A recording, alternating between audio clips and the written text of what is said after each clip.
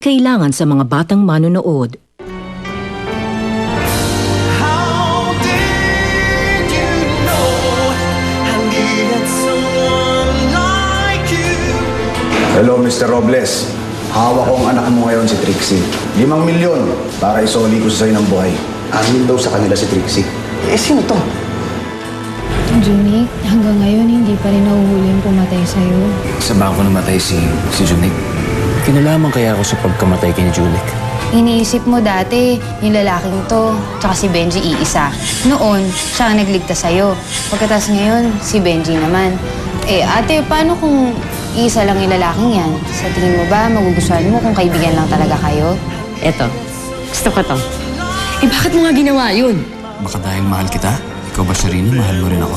Empty space in my heart. You came at the right time in my life. Pasensya ka na, Benji, pero hindi ko masasagot yung tinatanong mo sa akin. Bakit hindi? Kasi, Benji, hindi ko masasagot yan kasi hindi ako sigurado sa nararamdaman ko sa'yo. Kailangan ko ng sapat na panahon, sapat na oras para masagot ko yung tinatanong mo sa akin.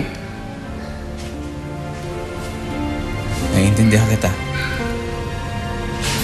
Pero sana, Sharina, maisip mo rin na maiksi lang ang buhay ng tao.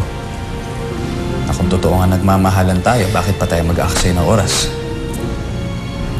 Oo, Benji. Andun na ako, pero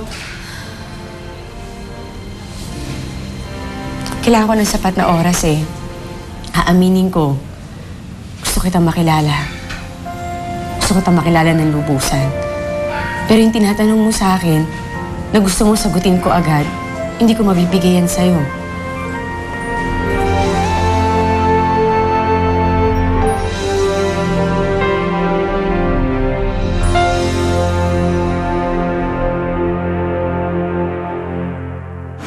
Ay, babae. Hindi ko alam kung anong trip ng si Raul mong tatay. Pero ayoko sa lahat. Yung ginagago ko.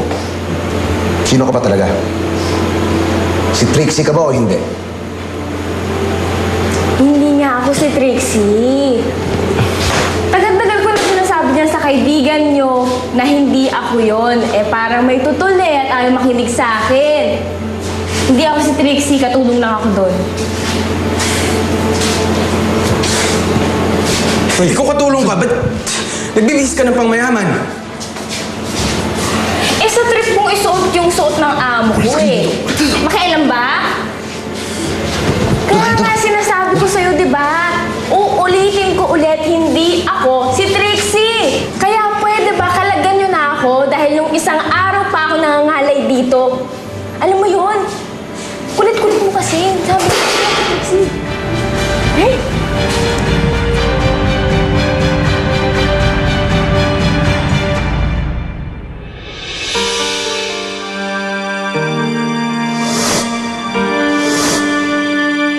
Bakit mo nga ginawa yun? Baka dahil mahal kita, ikaw ba, Sharina, mahal mo rin ako?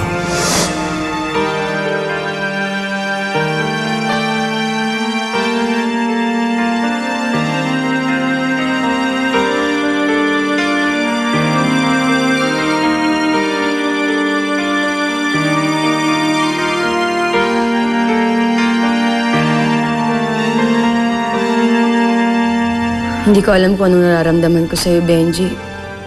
Ano ba? Gusto ba kita dahil kamukha mo lang to o talagang mahal na kita?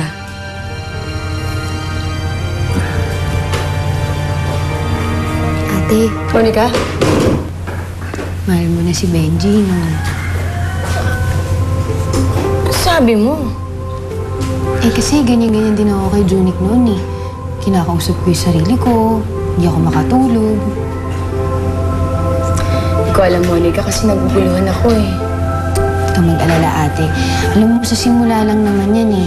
Pero kapag ka nasigurado mo na sa sarili mo na mahal mo yung isang tao, ay naku, masarap sa pakiramdam. Tapos lalo na pagka lagi mo siya kasama, parang kang lumulutang sa ulap. Sa'yo, Monica, tulog na tayo. Ewan ko sa'yo, pero ngiti-ngiti ka naman dyan. Halika na, matulog ka na. Balak na ba tayo binigay mo sa kanya? Oo. Gusto ko naman eh. Kung may gusto ko sa babae, dapat roses ibigay mo. Hindi ko alam eh. Ano pa kayang pwede ibigay ko sa kanya? Tsokolate! Maraming tsokolate. Tsokolate? Talaga?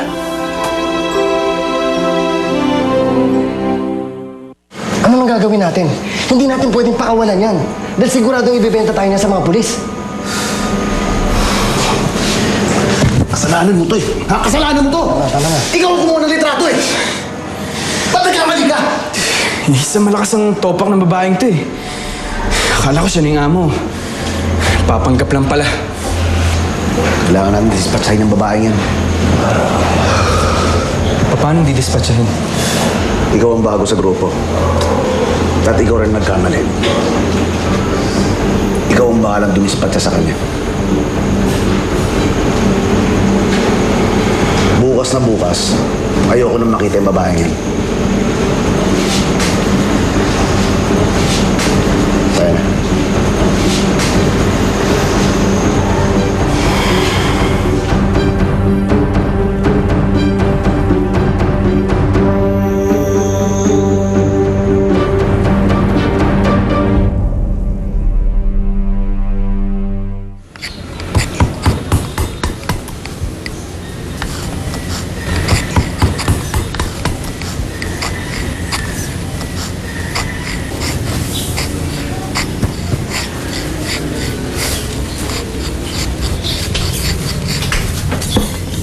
Pai, pasensya ka na ha. Sinama pa kita dito. Biniling kasi sayang ikaw ni Lola eh. Hindi ko naman maiwanan itong trabaho ko. Okay lang yun, kuya. Kakapaglaro naman ako dito. Bait mo talaga. Ayan, laro mo. Ganito talaga natin ba? Pigit ka.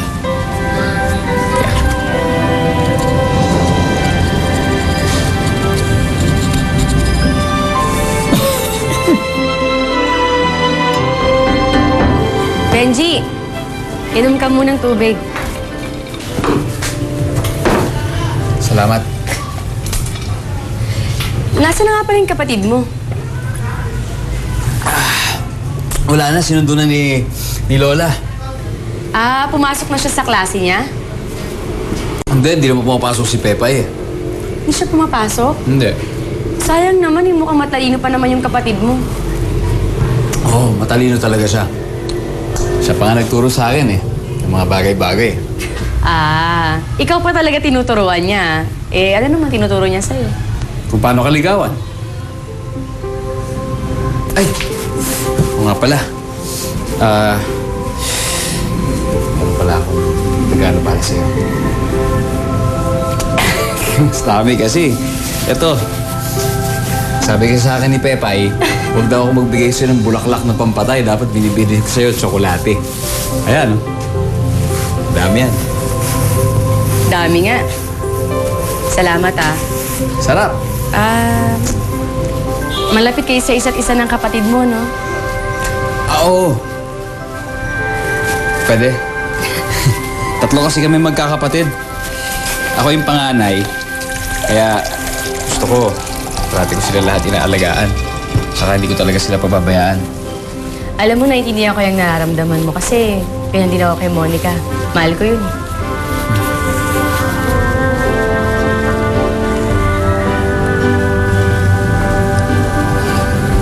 Sabi ko na nga ba dito yung punta mo eh? Emmy!